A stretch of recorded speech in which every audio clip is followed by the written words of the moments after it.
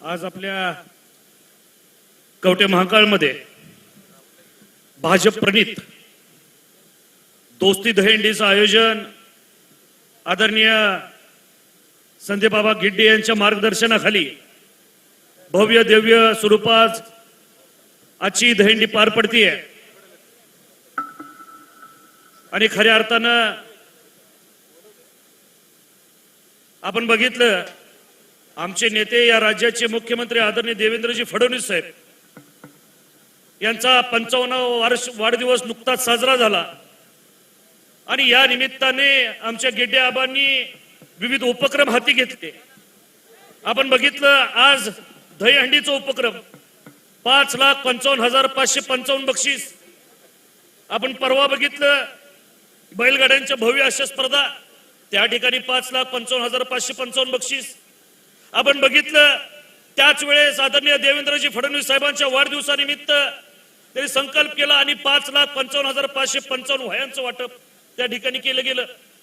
आणि ह्याच पद्धतीने मी ज्या पद्धतीने आता उपक्रम सांगतोय त्या पद्धतीने येणाऱ्या वर्षभरामध्ये 55 उपक्रम साजरे करण्याचा निर्धार आदरणीय आबांनी केलेला आहे। जोरदार टाळ्या वाजवून गिड्डे आबांचं खऱ्या अर्थानं आपण या ठिकाणी कौतुक केलं पाहिजे की आपल्या नेत्याचा वाढदिवस कसा साजरा करावा।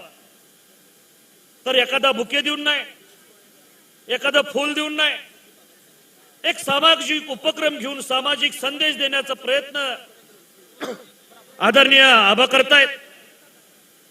या समाजाचं काहीतरी देणं आहे म्हणून आपण बघितलं वेगवेगळे उपक्रम, आरोग्य शिबिर आयोजित करणार आहेत, रक्तदान शिबिर आयोजित करणार आहेत।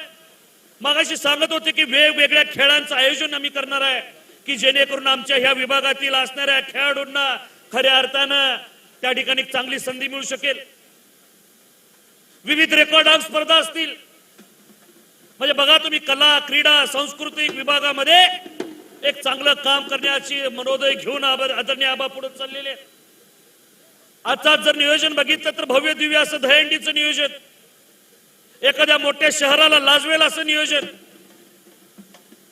आबा आम्ही हाच नेमका संकल्प घेऊन पहिल्यांदा महाराष्ट्रामध्ये पुणे ठाणे मुंबई सोडली तर पहिल्यांदा ईश्वरपूर शहरामध्ये आम्ही पहिल्यांदा दहीहंडीचं आयोजन केलं होतं।